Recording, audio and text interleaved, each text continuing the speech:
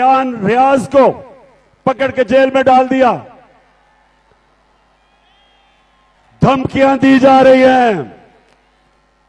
एक टेलीफोन जिसका कोई नंबर नहीं आता, वहां से धमकियां दी जाती हैं, डराया जाता है,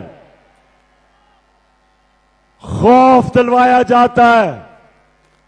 एक आदमी बैठा हुआ है लाहौर में, उसकी सिर्फ एक मिशन है कि किसी ना किसी तरह इन चोरों को इलेक्शन जिता दे। वो लाहौर वाले को भी मैं बता रहा हूं कि तुमने जो मर्जी करना है, तुम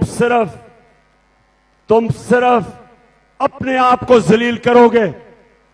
लोग तुम्हें बुरा भला कहेंगे, तुम जितनी धांधली करवाओगे, तुम जो मर्जी कर लो, धांधली के बावजूद इंशाअल्लाह जब ये बाय इलेक्शन का अगले इतवार इनके फैसले आएंगे तो हमजा कुकड़ी वापस जाओगे।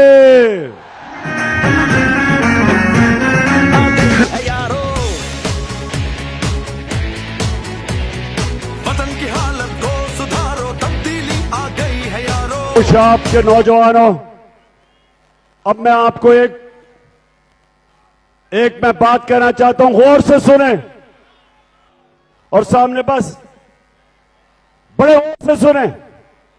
अभी बर्तानिया के प्राइम मिनिस्टर को उसकी अपनी जमात ने उसको बरतरफ कर दिया, हटा दिया। गौर से मेरी बात सुने कि मौलाना रूमी से किसी ने एक दफा पूछा, मौलाना साहब इंसान तो मरते हैं, कौम कैसे मरती है? मौलाना रूमी ने कहा, जब वो अच्छे और बुरे की तमीज खत्म करती है, कौम मर जाती है।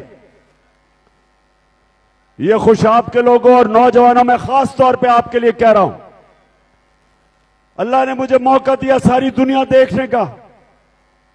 मैंने दुनिया में वो मुल्क देखे वसाइल के बावजूद गरीब, गुर्बत, और मैंने वो मुल्क देखे, स्विट्जरलैंड मैंने देखा, वसाइल ना होने के बावजूद दुनिया का सबसे खुशहाल मुल्क है। फर्क क्या?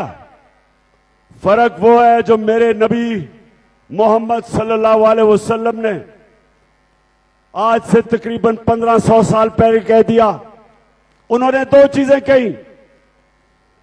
उन्होंने कहा, जो कौम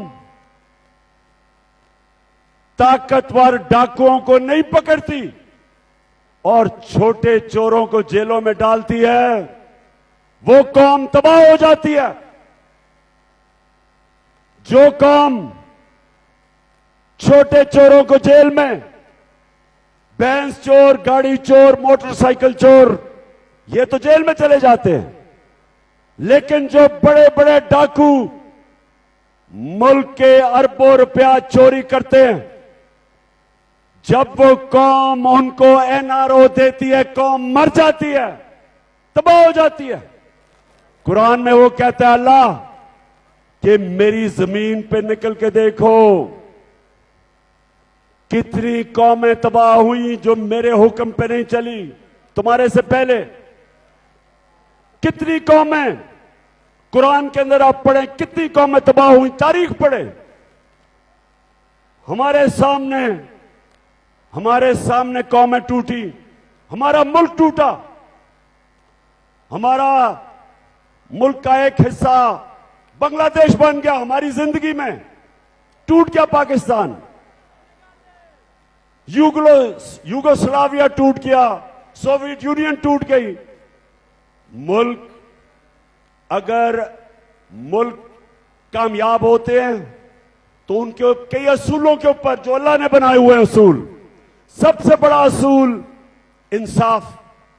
मदीना की रियासत मेरे प्यारे नबी सल्लल्लाहु अलैहि वसल्लम ने अदल और इंसाफ के ऊपर खड़ी की थी। अल्लाह ने हुक्म दिया था अमर बिल मारूफ, सारे इंसानों को हुक्म दिया था कि तुमने सच और हक और अच्छाई के साथ खड़ा होना है, तुमने बदी के खिलाफ जहाद करनी है। यह अल्लाह का हुक्म है। तो जब मेरे खुशाब के बाशऊर शहरियों एक माशरा बड़े बड़े डाकुओं को मुल्क के ऊपर बैठा देता है, वो अपनी तबाही के रास्ते पर निकल जाता है। जब एक मुल्क शहबाज शरीफ जैसा करप्ट आदमी, नवाज शरीफ जैसा करप्ट भगौड़ा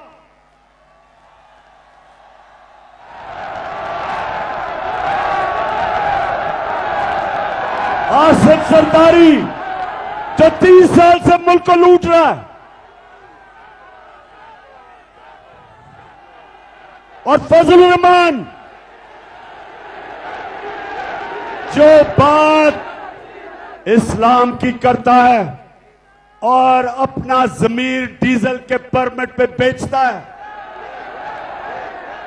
जब ये लोग एक मुल्क के ऊपर क्यादत में आ जाते हैं, तो मेरे खुशाब के लोगों, मेरे बहनों, मेरे भाइयों, मेरे बच्चों, ये याद रखें, वो मुल्क की तबाही, मुल्क की बर्बादी, वो मुल्क फनाई तबाही की तरफ जाता है।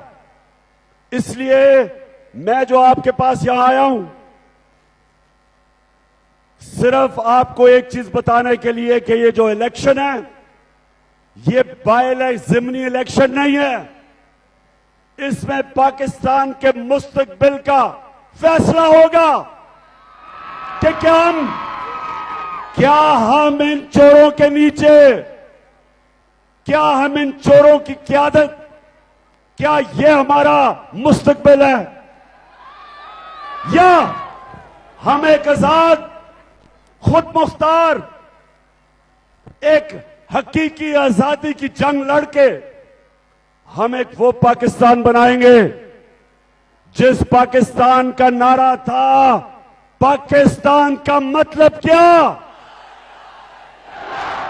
और मेरा तेरा रिश्ता क्या। बोलो हम सब वादा कर, हारो तब्दीली आ गई है यारो, चाहे मुश्किलें हजारों तब्दीली। इल्लल्लाह का मतलब कि अल्लाह कोई नहीं है, खुदा तेरे सिवा किसी के सामने नहीं एक मुसलमान झुकता। और सिर्फ हम इसको शिर्क ना समझें कि मूर्तियों के सामने ना झुकना, मिट्टी के बुतों के सामने ना झुकना, सिर्फ ये शिर्क नहीं, कोई भी जो अल्लाह के रास्ते, किसी के सामने भी आप झुकेंगे। सबसे बड़ा बुत खौफ का बुत है। खौफ की वजह से, खौफ की बुत की पूजा करने की वजह से इंसान गुलाम बन जाता है। इसलिए मेरा अल्लाह